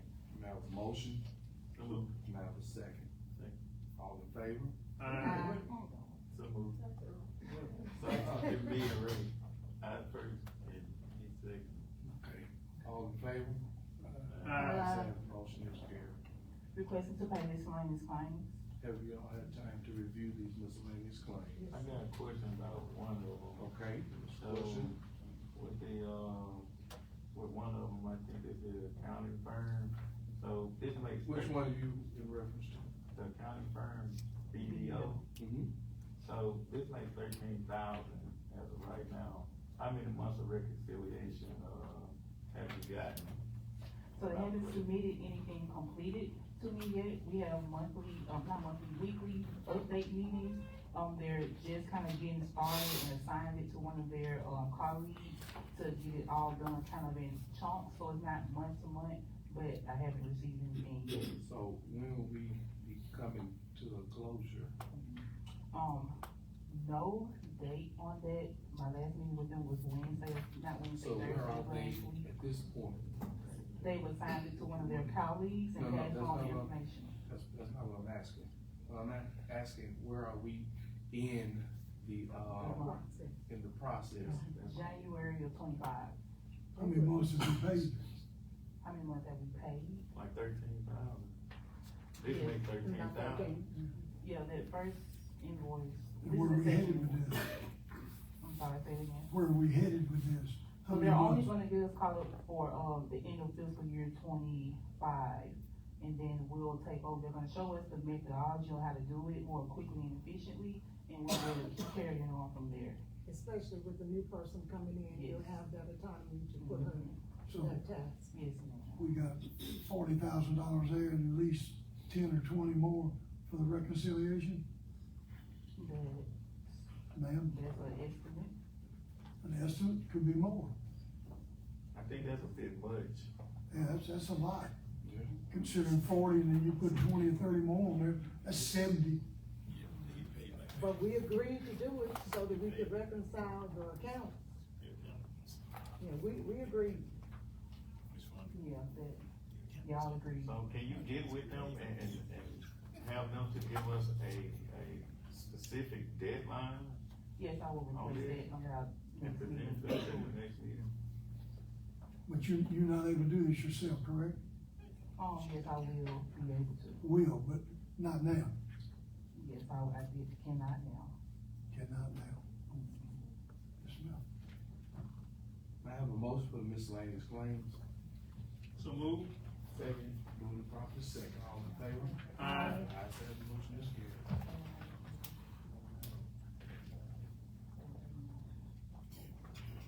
Okay, next I'd like to amend the agenda for the item that was left off. To acknowledge a claim paid to the city in the amount of $433.99. It was on the vetting agenda. Now I have a motion to amend the agenda. So move. Now I have a second. Moving properly, second to amend the agenda. So this is for, so All this in is. favor? Aye. Opposers? I just got Ayes have it, motion is carried. I got a question to the reimbursement. So, what is the reimbursement for, and where did the reimbursement come from? It's for a claim paid out of the Public Works Department. It's coming from the clerk's office for an error made. Thank And you had for error finding the error. been ratified? Yeah, Yes. that's what we do. I need a motion to acknowledge it. Have a motion? So moved. Have a second? Moving properly, second, all in favor? Aye. Ayes have it, motion is carried. Budget hearing. Next, we request to advertise for the budget hearing, August the 24th, 5:15. So move. Now, second, Second. moving properly, second, all in favor? Aye. Ayes have it, motion is carried. Next, we'd like to acknowledge receiving the order from the municipal school district for their tax levy and include that into our tax levy. So moved. Second. Moving properly, second, all in favor? Aye. Ayes have it, motion is carried. Next, for the police department, we would like to, announce the agility test, August 29th at the academy. Have a motion? So move. Now, have a second. Second. Moving properly, second, police agility testing, all in favor? Aye. Ayes have it, motion is carried. How many Next. candidates we have? How many candidates we have? I don't know. Next, we're requesting to purchase a, new vehicle in the police department on a state contract. Budget, may I have a motion? Is it a budget? Yes. Yes. Okay. So moved. May I have a second? Second. Moving properly, second, all in favor? Ayes have it, motion is carried. So there's a correction on this next item. We would like to acknowledge the quote received from Delta Fire and Safety. That number is $40,750. And the next one for Simmons Martin Emergency is the $40,067. And, Fire Chief can explain which one we would like to accept. Delta. Which one, sir? Delta. Delta. So it's not the lowest, but it is the best. So because so of we need to know why it is the best, so we can put that, make sure we have enough notes for the minutes. The houses a little bit, metal instead of plastic. Most times when we get in a vehicle, the plastic always break. And plus they get a better warranty on their batteries and stuff, so, going with, Belgium. So moved. Second, moved and properly second, all in favor? Ayes have it, motion is carried. Next, we would like to set property hearing for the following properties: 511 Page, 623 Barnes, 958 School, 919 Vincent. Have a motion? So moved. Have a second? Second. Moved and properly second, all in favor? Aye. Ayes have it, motion is carried. Next, we will have a property hearing. Did the lady sign the waiver on that 919? I spoke with her today, about the waiver, so, and explained it to her. She's, will send it in. However, there are also, tax buyers on the property as well, so it's best to go through the process, so we can accept the waiver and, have the hearing for the tax buyers at the same time, so there's no conflict with that. It's just, we don't have to send her a separate notice if she signs the waiver. So who is the tax buyer?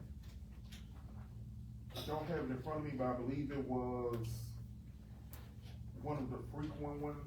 I'm not sure if it was Kale Farms or another. I don't have that in front of me.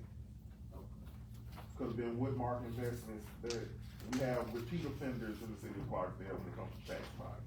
Okay, so she signs the waiver and then you're gonna send a notice out to the company? To the tax buyers, yes. Okay. Kale's gonna buy the property, not cutting the yards, right? 108. They pay for the taxes.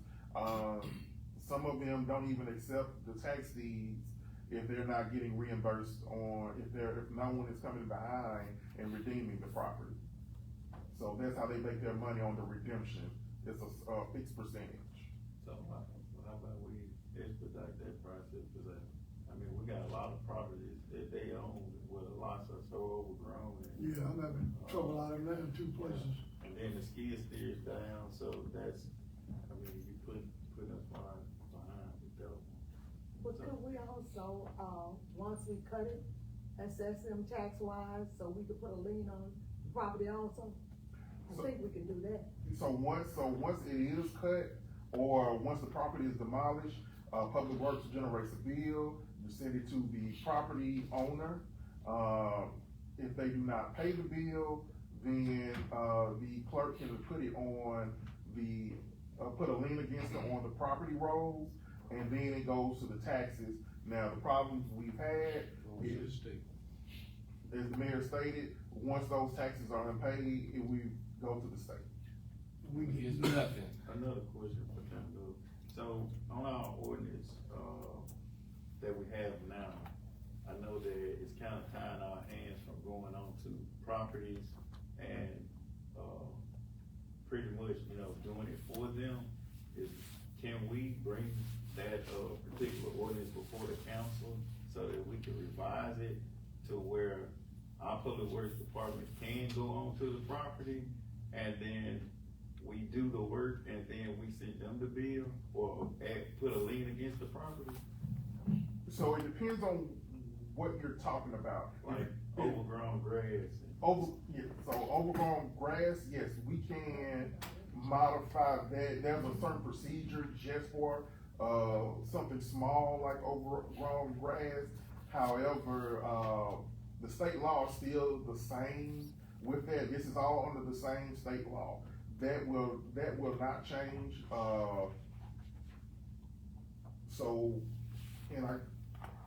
If you're asking about a certain cheaper amount for the citizens, that's one thing, but you still have to go through the process to get onto someone's property. There's still a legal process that you have to go through. You cannot get around that. The only thing we can modify is allowing Public Works to make some decisions themselves without coming to the board.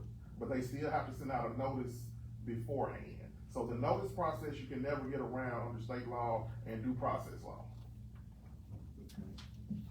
So can we bring that before the board, next board meeting to look at it and to see? Show you the each commissioner. Yeah, show you the how they alternative. want to alter it? Yes, sir. Okay. Mr. Miller, once the state gets the property, we're responsible for taking care of it, they pay us nothing, is that correct? Right now, what the state is doing, they have started a program, cause, since it talks with them, they have started a program where if the property is not being purchased, now, they have properties with bids on them, but if it's one of the properties without a bid on it, the city can, request that they get reimbursement. There's a procedure we have to go through, and that's what we're working on now. So we already have a couple properties that were in the queue from Ward 3, however, they have bids on them. One has, according to the state, multiple bids. So that's why we could not demolish that property.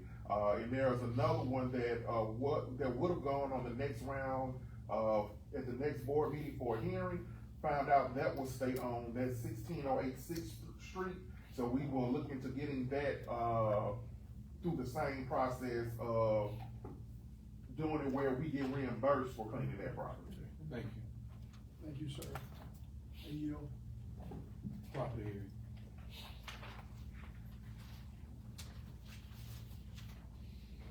All right. The first property, 130 16th Street. Anyone here for 130 16th Street? 130 16th Street.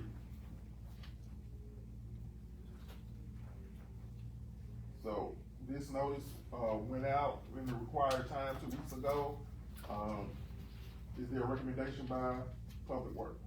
Demolition.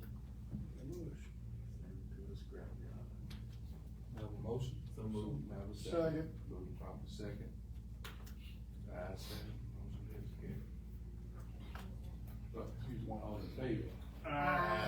Oh, ayes have it, motion is carried.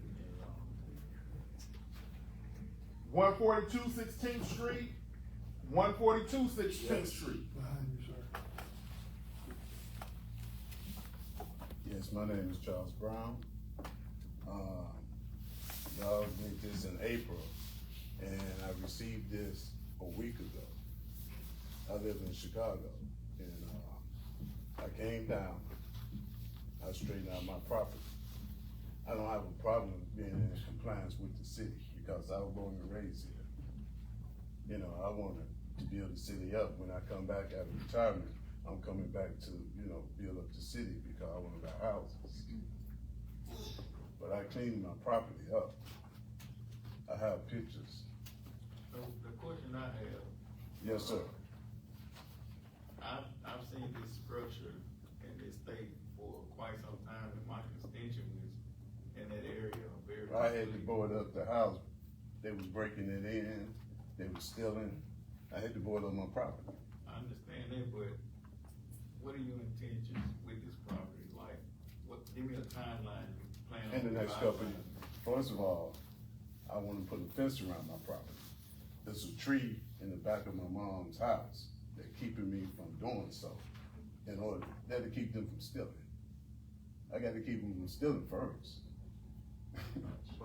They coming onto my property, they using the bathroom, they throwing their beer bottles, all that. And I got people cleaning the property weekly.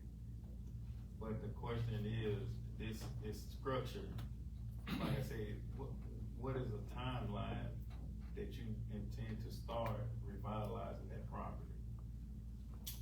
And on one of my property, I was planning to start it next year. But I'm talking about this particular property. After I do that one, I was coming to this one. Yes, I understand what he's saying, the timeline. I'm trying to do one property at a time, if I can. So your taxes are up to date? Currently. Yes, sir.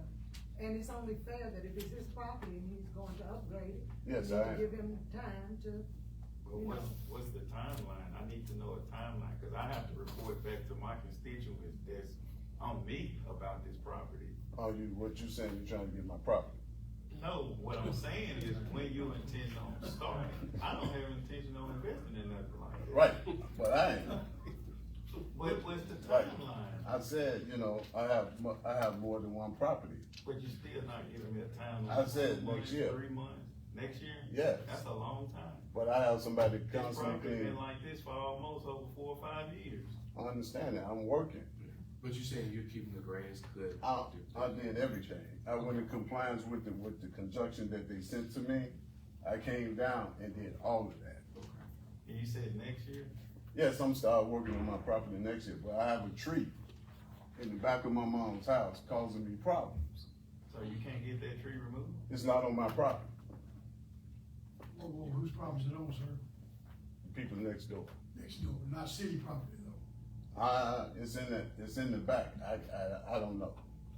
That's why I want to address the problem. So I heard when you get it down, but I guess we have to check it to see. Right, because I put a tin roof on my mom's house and it destroyed it. Okay, I will agree to allowing you to start renovation on next year, but if I don't see any, progress by March, then we gonna bring this right back in my book. I'm getting ready to have a major operation. That's why I said next year. I said I'm gonna give you to Well, next year. but my operation won't allow me to come back here in March. But you're not doing a renovation yourself, you're gonna hire a contractor, right? But I wanna be here when the contractor do the work. I understand. Would you? So you want me to allow you to go to next year, then you got a procedure, and I understand that. So when am I gonna see some progress so I can let my constituents know? Because I'm gonna hold you accountable. Oh, I don't mind about you holding me accountable. But I'm saying, I don't know, but next year you will see progress. I don't know what time. After my operation, So I'm is coming any down. structures like this next door to your property in Chicago? Say what? Is there any structures beside your property like this in Chicago? Yes. Is it one beside your house that Yes. looks like that? Yes. That's hard for me to believe. The house burned down. It's hard for me to believe as well. The one across the street. Is he in compliance with what the city requires in terms of boarding it up and all that? That's a good question. Yeah, I have the pictures and everything before and after. Mr. Miller? That would be public works as far as the actual requirement. Actually, the house been burned. We Right. do allow, citizens to board up their property, but it's up to the board how long it can be boarded up. Okay. But that is a burned property, it's not a regular property, so I just moved that. Okay. And then we keep allowing these properties to stay boarded up, and our fire department is constantly dispatched to these same structures, putting fires out again. On this property here, this wasn't looking like that. They started the fire when I was in Chicago. I understand that they can take that board down and start another fire. No, the way I got it boarded up, There's nothing a fire bar can rip that off and somebody can go in there. I got boards on both sides of the windows. I understand that. But it's a potential fire hazard board, council members. You won't want that type of structure next to your house because it will shoot your property value down. I want to bring my property value up. Mr. Walker, can you keep a close tab on that and the progress that he's making starting next year?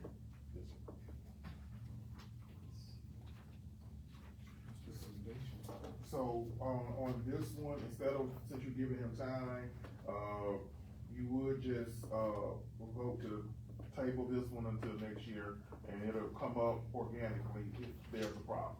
So we're saying table to next year for what time frame? January, first board meeting in January.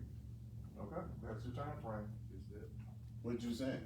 In That- January, what That means you're gonna come back before this board in January, and we wanna know what's your progress.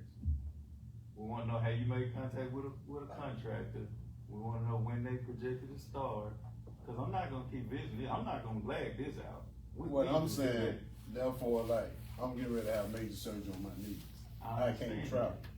That's But why I you was got a lot saying of next time year. to preparate right now. You got from, what is August up until next year, that's a lot of time to be getting your business in order. I have to work and do that as well, right? I have to That's what work you're saying. too, but I mean, people make time for what they want.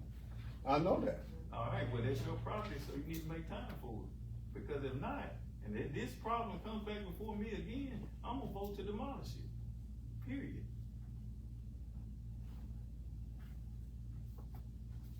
We'll revisit the next board meeting in January of next year. But sir, we do, respect you for taking the time to come to Chicago and to try to take care of your business. Thank you. Appreciate you more than keeping it up. Yes. Appreciate you. Thank you, Mr. Brown. Thank you, sir. I need a motion. You will. So moved. I need a second. Second. I move proper second, all in favor? Opposed, the same sign. Ayes have it, motion is carried. 2004 Bluebird Lane. 2004 Bluebird Lane. Anyone here on 2004 Bluebird Lane?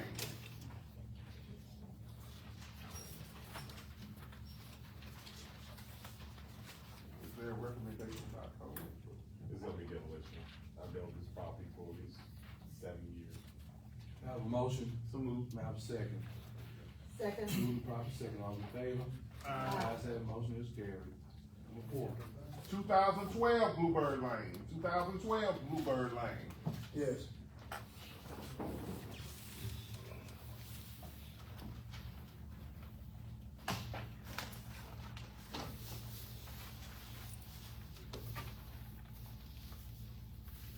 Thomas, 22 Bluebird Lane.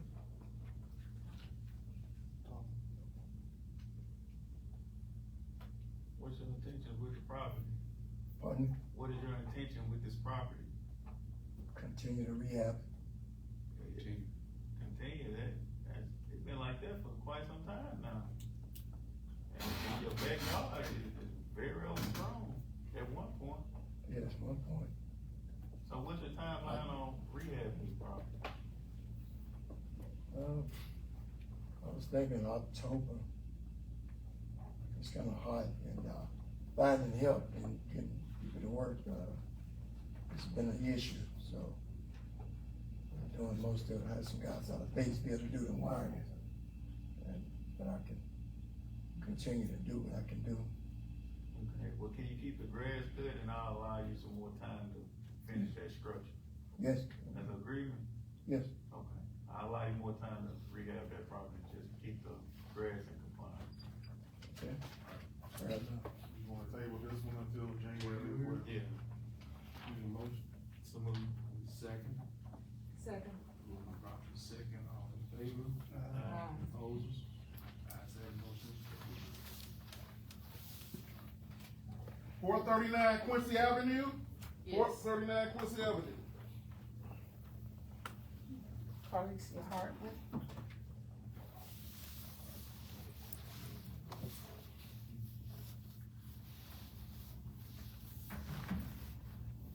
What's your intention, Ms. Harmon, to do with this property? I just bought it, last month on the 14th, so maybe within the next couple of months, we're gonna start remodeling. I just bought it on the 14th. I'll give you until January of next year. Okay. I have a motion. So moved. I have a second. Second. Moving proper second, all in favor? Aye. Ayes have it, motion is carried. Thank you. Sure. And last but not least, 811 Paul Edwards, 811 Paul Edwards. Anyone here for 811 Paul Edwards Avenue?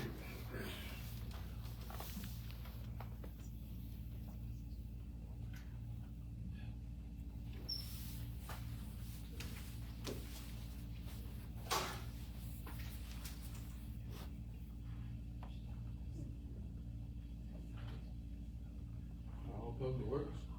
David's recommendation. Demolition. So moved. May I have a motion? May I have a second?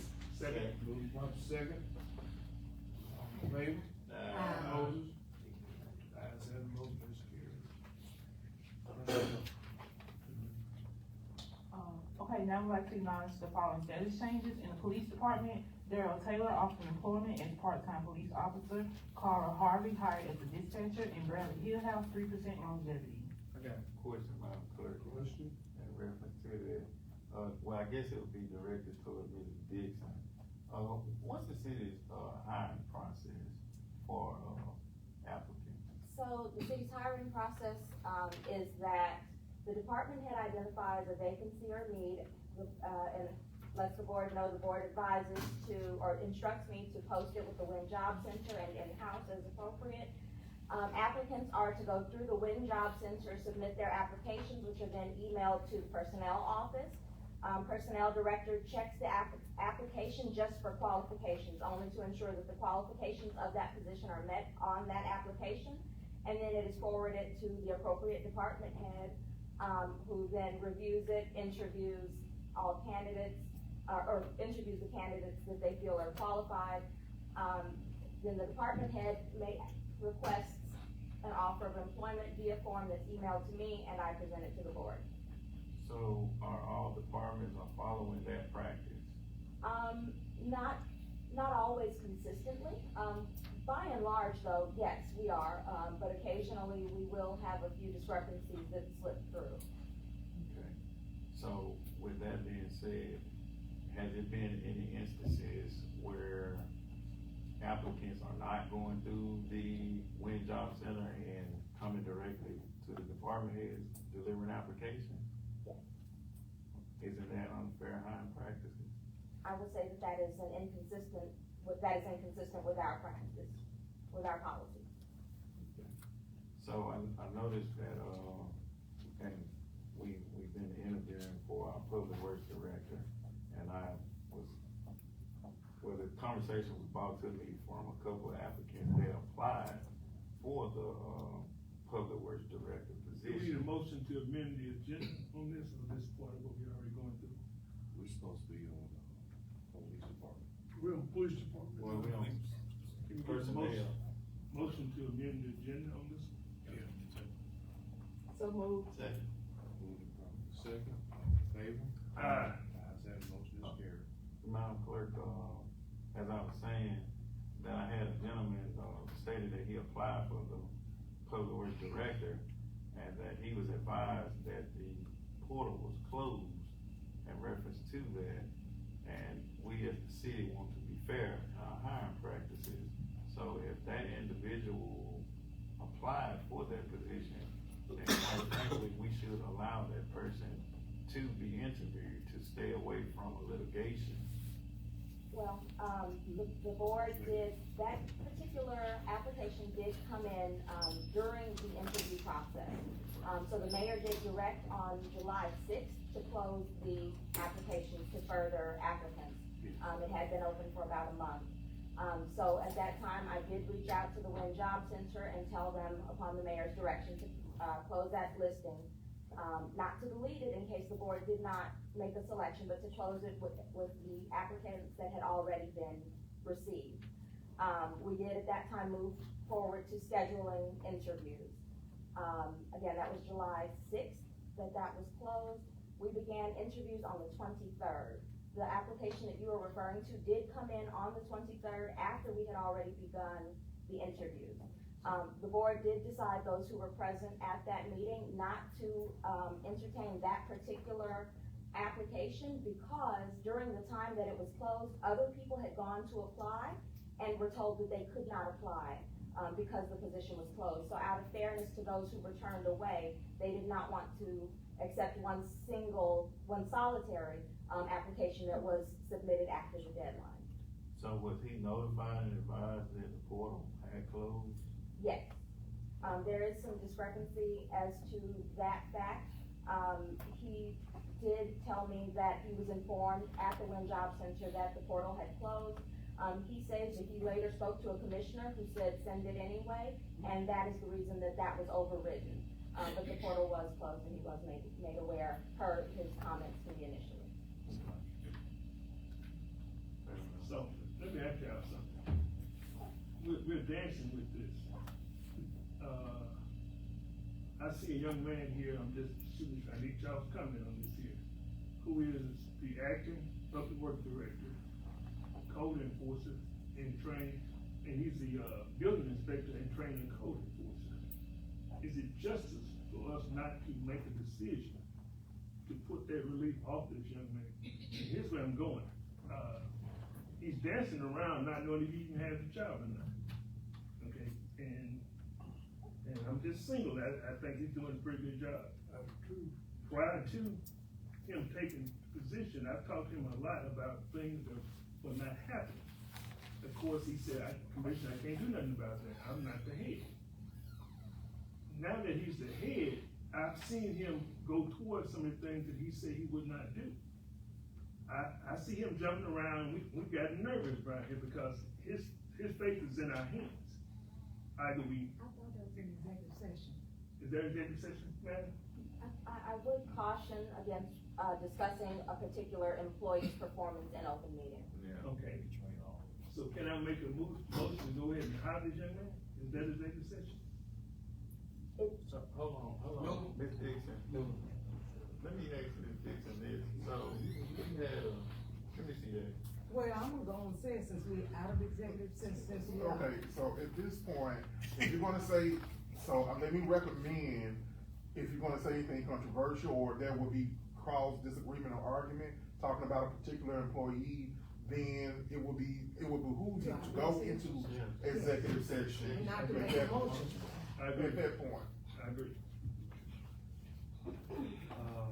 Back to personnel, police department. So I think it should be done individually. Okay, so for Darryl Taylor?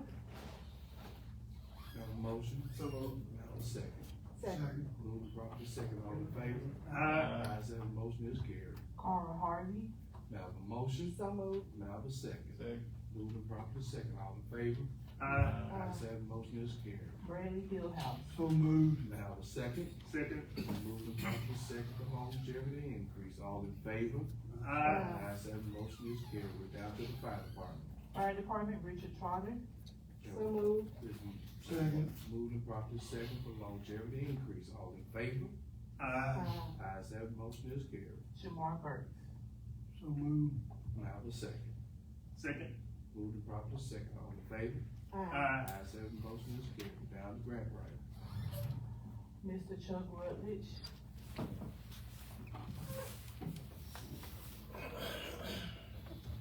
Good afternoon. Good afternoon.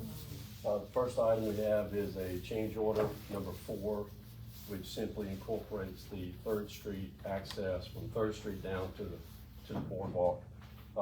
We needed to work out some details before we could award that to the framing contractor. Now we've done that, and we just need to add it to his contract with this change order number 4. Mr. Rutledge, I got a question for you.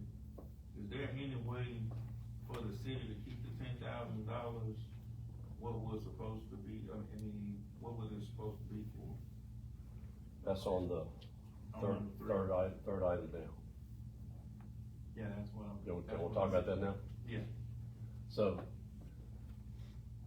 as we discussed on Thursday, the original Mississippi Outdoor Stewardship Trust budget had $86,000 in for project management.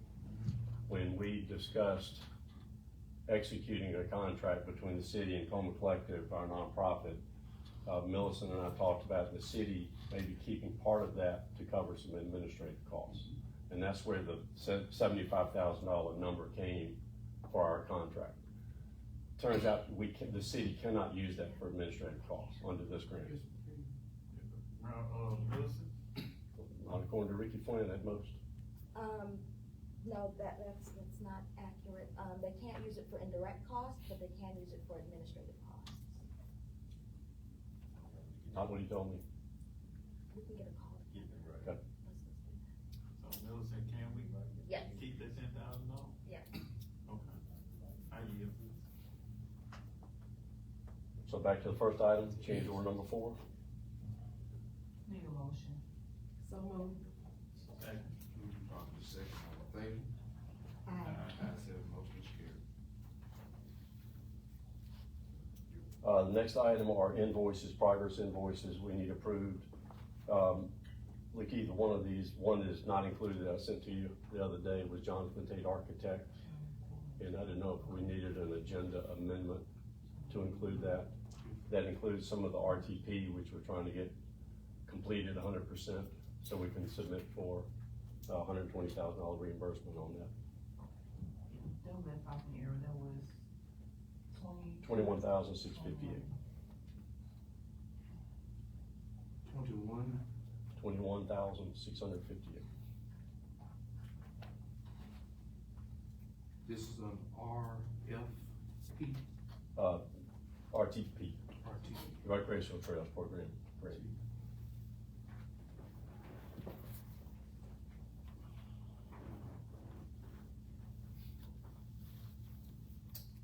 So request approval of the invoice. Of all these invoices, including Jonathan Tate, architect. Any questions? May I have a motion? So move. May I have a second? Second. All in favor? Aye. Ayes have it, motion is carried. Thank you very much. Thank you, sir. Only thing I would say on the fee, if it is not allowed by most, then I would like to come back and revisit that. Yes, sir. We have worked on this project since 2019. We were out $10,000 of our own money on an EPA grant that related to this that we put out. You didn't ask us to, we did it anyway. On the RTP grant, they came back and required we had the grant award, and they said you have to do a cultural assessment. I said, okay, so we went and got costs for that, $6,000. Came to the city said, we don't have the money. So we're gonna walk away from a $120,000 grant because the city is not gonna find $6,000. We found it. Went out, raised it, paid for the cultural assessment. So I think we have done beyond the pale here. So if most won't allow the city to get the money, I think we've earned it. Thank you. Thank you. Next, we're requesting authorization for the mayor to execute the resolution with the Main Street revitalization grant.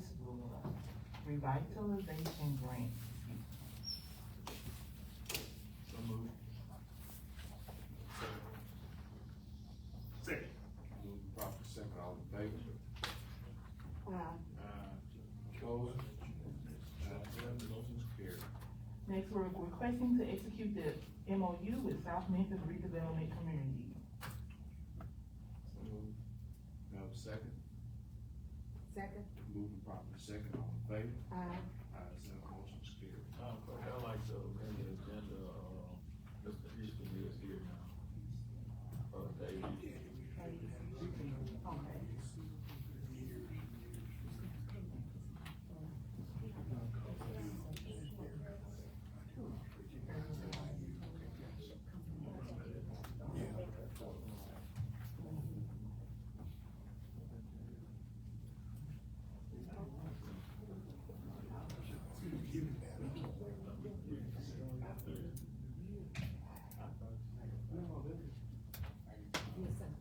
Everyone voted on the last motion, was there, all in favor?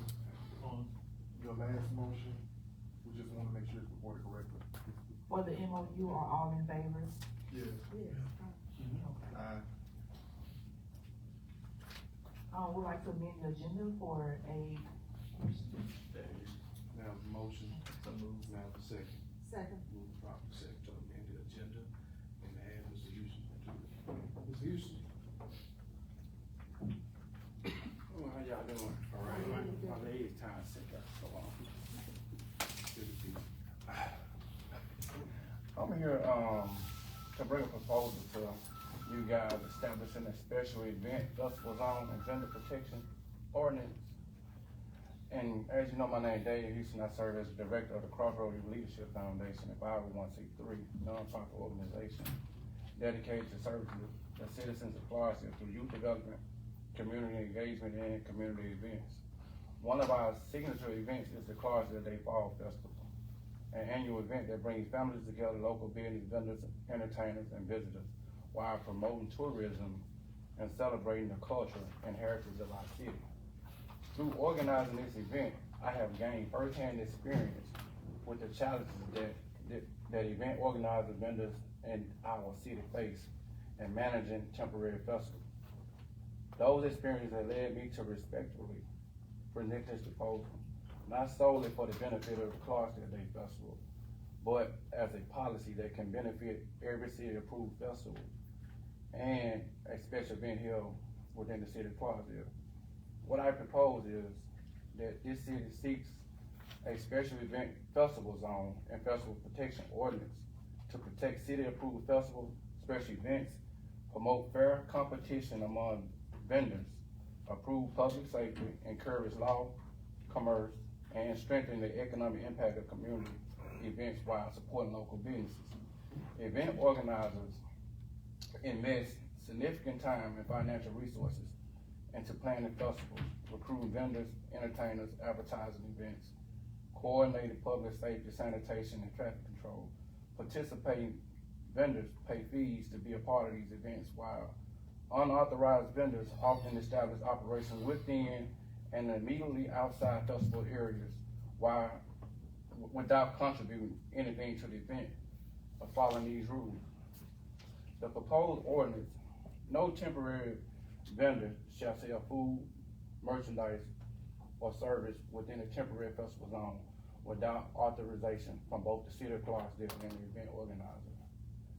A 100-foot vendor protection zone shall extend beyond the official festival zone boundaries to prevent unauthorized vending during the festival permitted. Permanent brick and mortar businesses shall remain exempt and may continue normal business operation. However, they shall not permit outside vendors to operate on their property during the permitted event without written authorization from both the city of Clarksdale and the festival organizer. The benefit to our city is public safety, better crowd control, because as we see during most of our joint festivals and things like that, kids and stuff huddle up around wings, stuff like that in the parking lots. Fairness to participating vendors and economic development, supports tourism and local businesses. Tax compliances requires temporary vendors to comply with the Mississippi sales tax laws, and it encourages lawful commerce and increased sales tax revenue. I just request that our mayor talk with our city attorney to establish this ordinance so that we can bring temporary festival zones like from First Street, I say from First Street to where Red's Club at, and from Sunflower to DeSoto. Because one of the things that we noticed with the Clarksdale Day Festival is, and what we have noticed in prior years, is that the area that's besides CW and on Martin Luther King, people set up food trucks. They duck in their payments without paying the city, but we bringing people in that have to pay these fees, and they not paying sales tax to our city. And another thing that before I end this is that we as a city, as a board, we also have to look at the people that's organizing these festivals, because every festival ain't a festival. Some of them are just putting on shows, and if they coming to you getting money, they should be able to get some type of turnaround, because that's what we doing with Clarksville Day. We advertising not a few businesses, we advertising every business. We advertising every restaurant, so that when people come to our city, they know the different type of foods that they can eat. They know the different places that's selling this and selling that. And so that's some of the stuff that we want to do, and we want to establish this ordinance so that we can better help our city. And I hope that there's something that you guys can look at. And this is, you pass this down.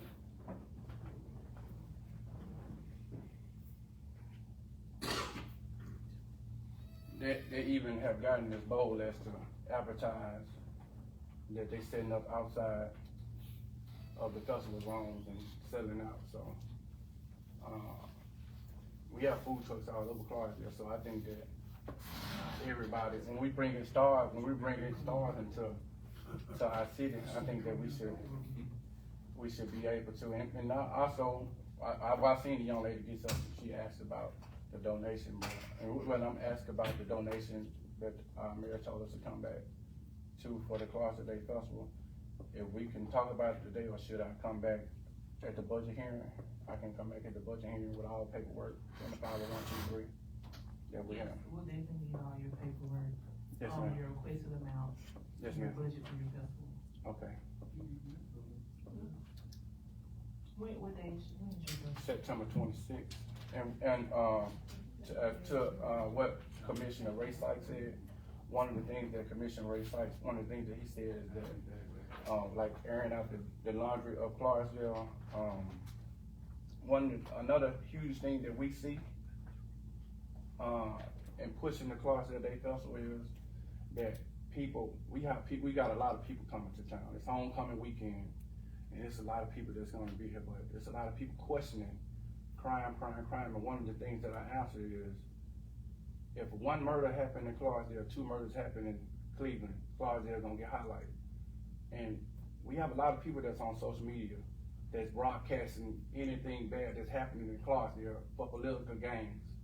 And so I'm asking those people to stop that. Start highlighting the good things, because just as quick as you highlighted somebody got shot, this car got broken, you could easily say, we got Clarksdale Day Festival going on, and we don't see them doing it. Bad news always travels faster than good news. Yes, sir. And then some people just love putting it out. Yes, sir. So what you, want me to come back next week, or? Mr. Mayor, Miss Sheila Ray asked to speak. Could we please let her speak?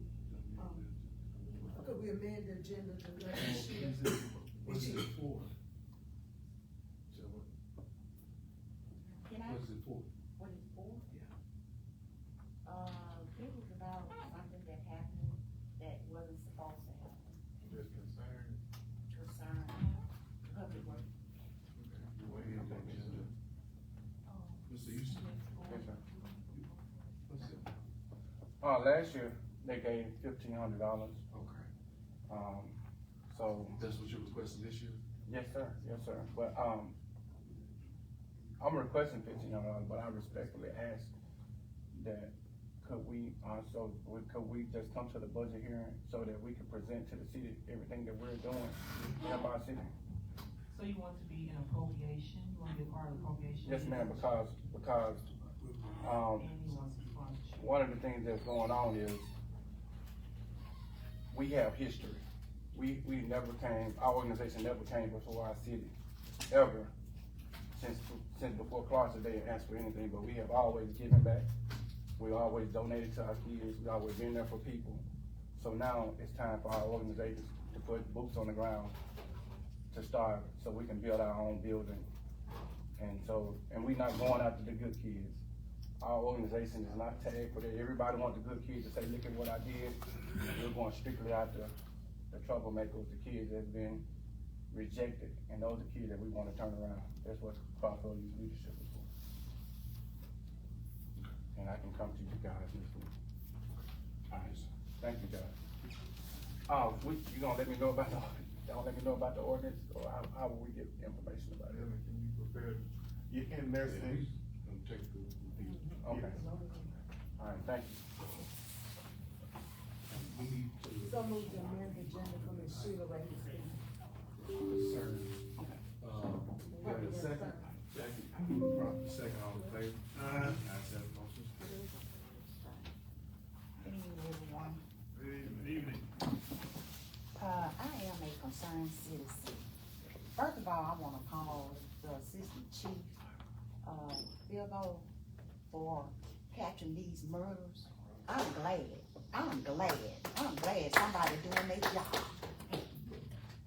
Next, I wanna say that 2 Fridays ago, I was going somewhere, and on Ashington Street, I seen all this trash down on the ground.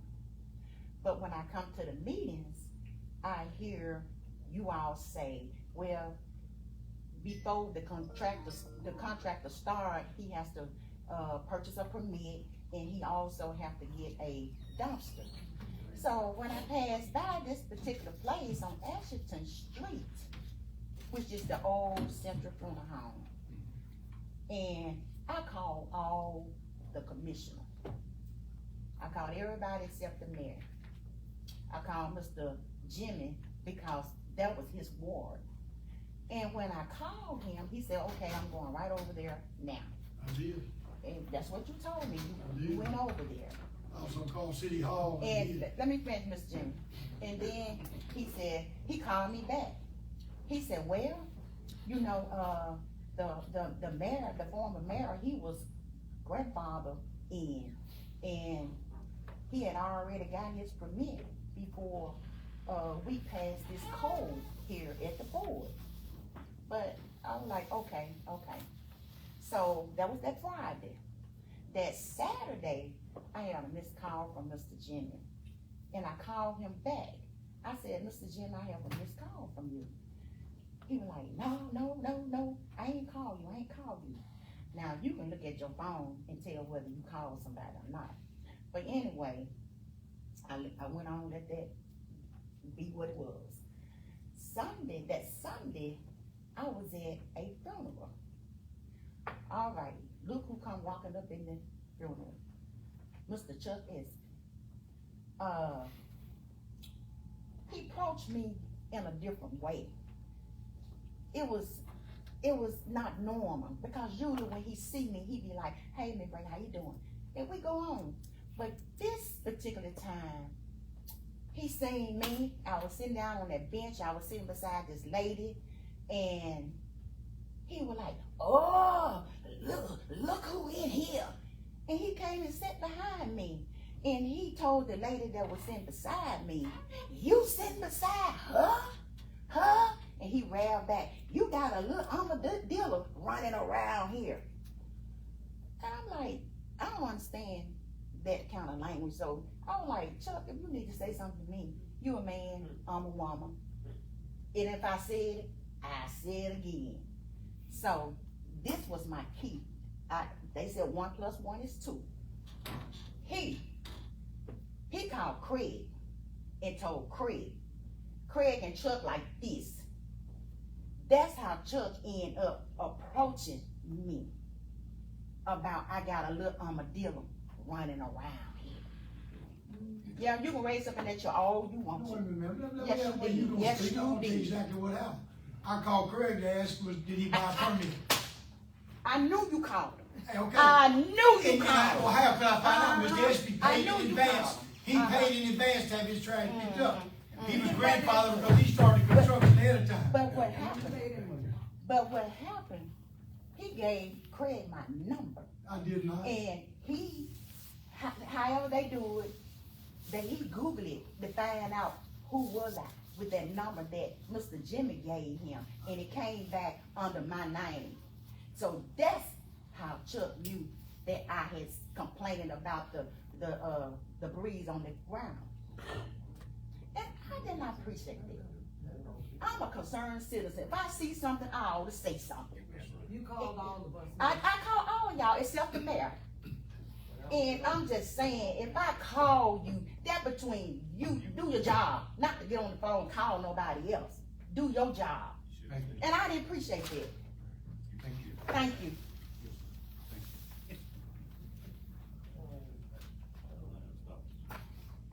We'll go into closed session. I have a motion to go into closed session. So moved. Second. All in favor? Ayes have it, motion is carried.